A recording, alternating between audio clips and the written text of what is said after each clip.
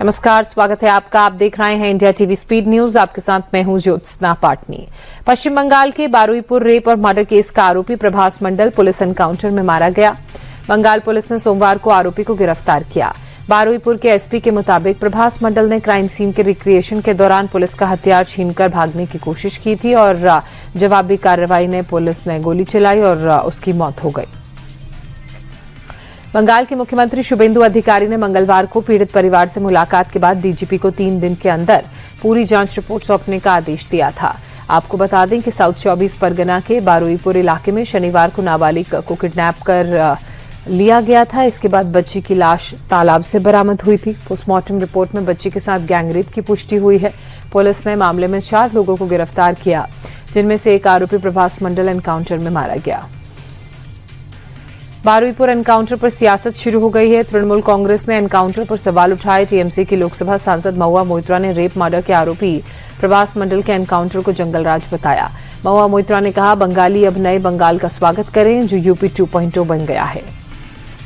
बारुईपुर में बच्चे से रेप मर्डर के आरोपी प्रभास मंडल का परिवार अपने बेटे के कुकर्म पर शर्मिंदा है।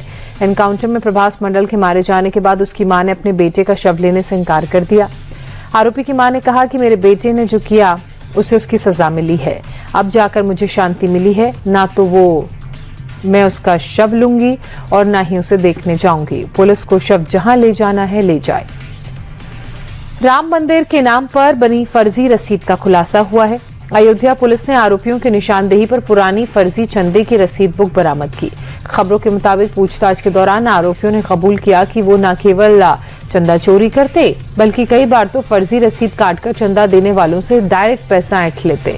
टिन्नू, लवकुश, करुणेश और अनुकल्प दान करने वाले लोगों को रिसीविंग के तौर पर ये रसीद देते ताकि किसी को शक न हो। राम मंदिर में चढ़ावा चोरी की जांच और तेज हो गई है। अयोध्या पुलिस जेल में बंद 3 आरोपियों को 24 घंटे की रिमांड पर लेकर पूछताछ कर रही है। अनुकल्प मिश्रा, लवकुश मिश्रा और करुणेश पांडे को आमने सामने बिठाकर पूछताछ होगी। पुलिस जीजा साले की जोड़ी यानी अनुकल्प और लवकुश से चोरी से जुड़े राज जानना चाहती है।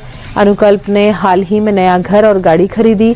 लवकुश ने भी अपनी पत्नी के नाम पर जमीन खरीदी। पुलिस इन तमाम चीजों को लेकर इनसे पूछताछ कर रही है। एसआईटी को चंपत राय की चिट्ठी के बाद अयोध्या में हलचल बढ़ गई है। अयोध्या के तीर्थ क्षेत्र में चंपत राय से ट्रस्ट के कोषाध्यक्ष गोविंद गिरी ने मुलाकात की। चंपत राय के इस्तीफे के बाद पहली बार गोविंद गिरी उनसे मिलने पहुंचे। सोमवार को प्रेस कॉन्फ्रेंस में चंपत राय को क्लीन चिट देते हुए गोविंद गिरी ने कहा, चंपत राय निष्कलंक हैं। उन्होंने करीबियों पर आंख मूंद कर भरोसा किया, ये उनकी गलती थी। इससे पहले मंगलवार को कृष्ण मोहन और बजरंगलाल बांगड़ा भी चंपत राय से मिलने पहुंचे थे। राम मंदिर में चढ़ावे की काउंटिंग में अब एसओपी का पूरी तरह से पालन हो रहा है। चढ़ावे की गिनती के लिए रखे गए सभी पुराने लोगों को हटाकर 40 नए लोगों की नियुक्ति हुई है। काउंटिंग सेंटर में घुसने से पहले कड़ी तलाशी हो रही है। मोबाइल या खाने का सामान काउंटिंग सेंटर में बैन कर दिया गया है। काउंटिंग सेंटर में लगे सीसीटीवी के लिए अलग से कंट्रोल रूम बना है। चढ़ावे की काउंटिंग पर निगरानी के लिए ट्रस्ट ने अपने 4 लोगों को तैनात किया है। इसके अलावा प्राइवेट सिक्योरिटी के साथ ही पुलिस की तैनाती भी है। इंडोनेशिया दौरे के आखिरी दिन प्रधानमंत्री नरेंद्र मोदी ने प्रम्बानन मंदिर में पूजा अर्चना की। 1000 साल पुराने इस मंदिर के संरक्षण प्रोजेक्ट की शुरुआत भी की। ये इंडोनेशिया का सबसे बड़ा हिंदू मंदिर है। यूनेस्को वर्ल्ड हेरिटेज साइट में ये शामिल है। भगवान शिव को समर्पित मंदिर तो है ही, इसके अलावा पूरे परिसर में ब्रह्मा और विष्णु के मंदिर सहित कुल 240 मंदिर शामिल हैं। इस मंदिर की दीवारों पर रामायण की कहानियों को बेहद सुंदर तरीके से नक्काशी के जरिए उकेरा गया है। प्रधानमंत्री नरेंद्र मोदी ने प्रम्बानन मंदिर कैंपस में इंडोनेशिया के राष्ट्रपति की जमकर तारीफ की। पीएम ने कहा, इतनी बड़ी विरासत को जिस प्रकार से संभाला गया उसकी जितनी प्रशंसा की जाए कम है। ये मेरा सौभाग्य है कि कहीं ना कहीं मुझे शिव जी से जुड़ने का अवसर मिल जाता है। प्रम्बानन मंदिर के नवीनीकरण का काम और उसे शुरू करने का सौभाग्य भी मुझे मिला है। इसके लिए मैं अपने आप में बहुत सौभाग्यशाली खुद को मानता हूं। पंजाब कांग्रेस में चल रही अंदरूनी कलह खत्म होने का नाम नहीं ले रही है। पंजाब कांग्रेस के इंचार्ज भूपेश बघेल 5 दिनों के दौरे पर चंडीगढ़ में हैं। न चरणजीत सिंह चन्नी उनसे इस दौरान मिलने आए, न उनके गुट का कोई नेता अब तक भूपेश बघेल से मिलने पहुंचा। चरणजीत सिंह चन्नी और उनके सपोर्टर्स चाहते हैं कि अमरिंदर सिंह राजा वडिंग को पंजाब कांग्रेस के अध्यक्ष पद से हटाया जाए। अमरिंदर सिंह राजा वडिंग पिछले 2 दिन में कई बार ये कह चुके हैं कि कांग्रेस के प्रदेश अध्यक्ष वही हैं। चरणजीत सिंह चन्नी के बागी तेवर के बीच पंजाब कांग्रेस प्रभारी भूपेश बघेल ने 2 टूक संदेश दिया। बघेल ने कहा, कांग्रेस अध्यक्ष बनना कोई गुड्डा गुड्डी का खेल नहीं, आलाकमान का फैसला नहीं बदलेगा। अमरिंदर सिंह राजा वडिंग ही पंजाब कांग्रेस के अध्यक्ष बने रहेंगे। कांग्रेस में आलाकमान के फैसले वापस लेने की परंपरा नहीं है। बघेल ने आगे कहा, चन्नी और सुखजिंदर सिंह रंधावा से बात हो चुकी है, जरूरत पड़ी तो खुद उनके घर जाकर चाय पर मुलाकात वो करेंगे। दिल्ली के पूर्व सीएम केजरीवाल ने पेट्रोल में E20 की मिलावट को लेकर ऑटोमोबाइल कंपनियों को लेटर लिखा है। केजरीवाल ने अपनी चिट्ठी में E20 से गाड़ियों को नुकसान होने या ना होने पर अपना स्टैंड क्लियर करने के लिए कहा है। केजरीवाल ने 1 हफ्ते में ऑटोमोबाइल कंपनियों से जवाब मांगा है। केजरीवाल ने कहा, सरकार की जिम्मेदारी है कि जनता की आवाज सुने। अगर E20 सेफ है तो फिर माइलेज गिरने के लिए कौन जिम्मेदार है। जम्मू कश्मीर के शोपियां में सुरक्षा बलों ने लश्कर-ए-तैयबा के कमांडर जाकिर गनी को ढेर कर दिया। आतंकी जाकिर गनी किसी बड़ी आतंकी वारदात की फिराक में था। उसके पास से भारी मात्रा में हथियार, गोला बारूद बरामद हुआ है। सेना की राष्ट्रीय राइफल्स, सीआरपीएफ और जम्मू कश्मीर पुलिस ने ज्वाइंट ऑपरेशन चलाकर ये बड़ी सफलता प्राप्त की। मारा गया आतंकी जाकिर गनी कुलगाम का रहने वाला था और उसने 2024 में लश्कर ज्वाइन की थी। सुरक्षा बलों की हिट लिस्ट में वो A++ कैटेगरी का आतंकी घोषित किया गया था। आंध्र प्रदेश के विजयवाड़ा में एनआईए और स्थानीय पुलिस ने टेरर लिंक से जुड़े मामले को लेकर छापेमार कार्रवाई की। गिरफ्तार किए गए लोगों के ठिकानों पर दस्तावेजों और इलेक्ट्रॉनिक डिवाइसेस की जांच की। कुछ दिन पहले ही एनआईए ने विजयवाड़ा से मोहम्मद रहमतुल्लाह शरीफ के अलावा दानिश और मिर्जा सोहेल बैग समेत 12 लोगों को कई शहरों से गिरफ्तार किया था। आरोप है कि इन लोगों ने भारत में आतंकी गतिविधियों को अंजाम देने से जुड़ी साजिशों की जानकारियां साझा की थी। अमेरिका ने लॉरेंस बिश्नोई गैंग पर शिकंजा कसना शुरू कर दिया है। अमेरिका, कनाडा और यूरोप में गैंग से कथित रूप से जुड़े 24 लोगों को गिरफ्तार किया गया। इस पूरी कार्रवाई को ऑपरेशन हार्ड बॉल नाम दिया गया है। अमेरिकी जांच एजेंसी FBI ने बड़ा ऐलान करते हुए सत्येंद्रजीत सिंह उर्फ गोल्डी ब्रार को मोस्ट वांटेड घोषित कर दिया है। गोल्डी ब्रार पर 50,000 अमेरिकी डॉलर यानी कि करीब 48 लाख रुपए के इनाम की घोषणा की गई है। यूपी के महाराजगंज में भारत नेपाल सीमा पर प्रशासन ने अतिक्रमण के खिलाफ बड़ी कार्रवाई की। बुलडोजर चलाकर सरकारी जमीन पर बनी अवैध दुकानों को जमींदोज कर दिया। प्रशासन की कार्रवाई से अतिक्रमणकारियों में हड़कंप है। इस दौरान बड़ी संख्या में SSB के जवान और पुलिस फोर्स की तैनाती रही। लंबे समय से अवैध निर्माण की शिकायतों के बाद प्रशासन ने यह कार्रवाई की। एक्शन से पहले लोगों को 3 बार नोटिस भी जारी किया गया था। हिमाचल प्रदेश के कुल्लू जिले की गरशा घाटी में मनिहार नाले में भारी बारिश के बीच बादल फटने की खबर आई। अचानक आए बहाव से नाले का जलस्तर तेजी से बढ़ गया। पानी अपने साथ भारी मलबा और उखड़े हुए पेड़ बहा ले गया। इलाके में लगातार हो रही भारी बारिश को देखते हुए अधिकारी हालात पर नजर बनाए हुए हैं।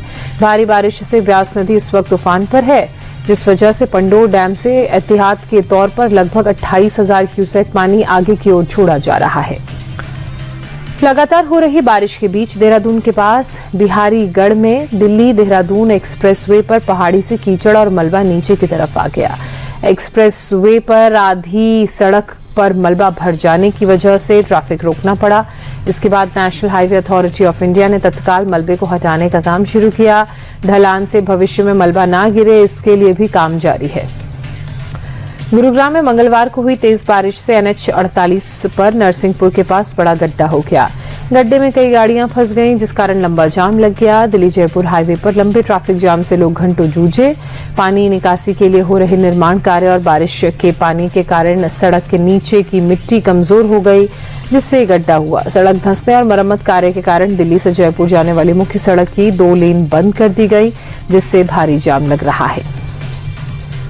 मुंबई से सटे वसई में भारी बारिश से हालात बिगड़ गए हैं। वसई को जोड़ने वाले हाईवे के पूरी तरह डूब जाने से लोगों की मुश्किलें बढ़ गई हैं। सड़क समेत आसपास के इलाकों में जो तस्वीर इस वक्त दिख रही है, देखकर ऐसा लग रहा है मानो सड़क ना हो, बल्कि यहाँ नदी बह रही है।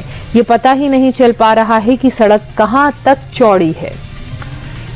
सूरत में लगातार तीसरे दिन हो रही भारी बारिश से हालात बिगड़ गए।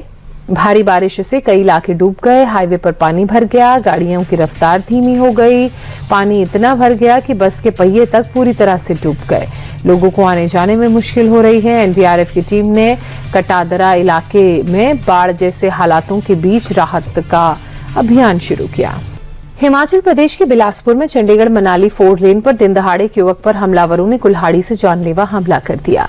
सरेआम हुई सनसनीखेज घटना के बाद से इलाके में दहशत है। हमले में शख्स गंभीर रूप से घायल हो गया, एम्स बिलासपुर से रेफर किया गया। घटना हुई तब पुलिस वहां मौजूद थी, लेकिन युवक की मदद नहीं की। राजस्थान के झुंझुनू में दबंगों ने जबरन घर पर कब्जा करने की कोशिश की। आरोपियों ने घर में घुसकर तोड़फोड़ की, सामान बाहर फेंक दिया। महिला जो पीड़ित हैं, उनका आरोप है कि वो अपनी 2 बेटियों के साथ घर में रहती हैं, लेकिन मंगलवार को कुछ लोग जबरन उनके घर में घुस आए, गाली गलौज करने लगे, धमकी देने लगे, साथ ही बिजली और पानी का कनेक्शन कटवा दिया। पीड़ित महिला ने अब एसपी से मदद की गुहार लगाई है। नागपुर के फुकेश्वर इलाके में दिन दहाड़े लूट का मामला सामने आया। बदमाशों ने चाकू की नोक पर एग्रीकल्चर डिपार्टमेंट के कर्मचारी से सोना और कैश लूट लिया। वारदात के बाद से आरोपी फरार है। बाइक सवार बदमाशों ने वारदात को उस वक्त अंजाम दिया जब पीड़ित अपने परिवार के साथ कहीं जा रहा था। घटना 5 जुलाई की है। पुलिस आरोपियों की तलाश में जुटी है। महाराष्ट्र के सतारा में बेहद दर्दनाक हादसा हुआ। खाम गांव इलाके में 4 लोगों की करंट लगने से मौत हो गई। मरने वाले चारों एक ही परिवार के सदस्य हैं। दरअसल घर के सामने एक बिजली का खुला नंगा तार था। परिवार का एक सदस्य गलती से उसकी चपेट में आ गया और उसे बचाने के चक्कर में अन्य सदस्य भी पीछे दौड़े और करंट की चपेट में आ गए और देखते ही देखते पूरा परिवार खत्म हो गया। बिहार के समस्तीपुर में डबल मर्डर से सनसनी है। मंगलवार देर रात अपराधियों ने शराब कारोबारी प्रभात चौधरी और सनी कुमार की गोली मारकर हत्या कर दी। अपराधियों ने घर से बाहर बुलाकर ताबड़तोड़ उन पर हमले किए और फरार हो गए। पुलिस को आशंका है कि प्रभात चौधरी हाल ही में जो जेल से छूटकर आया था, 2023 में समस्तीपुर जेल में पेशी के दौरान उस पर जानलेवा हमला हुआ था और उसी रंजिश के तहत एक बार फिर से यह हमला जो उस पर हुआ वो सफल रहा। मध्य प्रदेश के सीहोर में दिल दहला देने वाले सड़क हादसे की तस्वीर सामने आई। भेरुंदा मार्ग पर एक तेज रफ्तार टवेरा अचानक अनियंत्रित होकर सड़क किनारे कई बार पलट गई। पूरी घटना वहां नजदीकी सीसीटीवी में कैद हो गई। इस हादसे में एक युवती की मौत हुई है, जबकि 6 से 7 लोग गंभीर रूप से घायल हैं।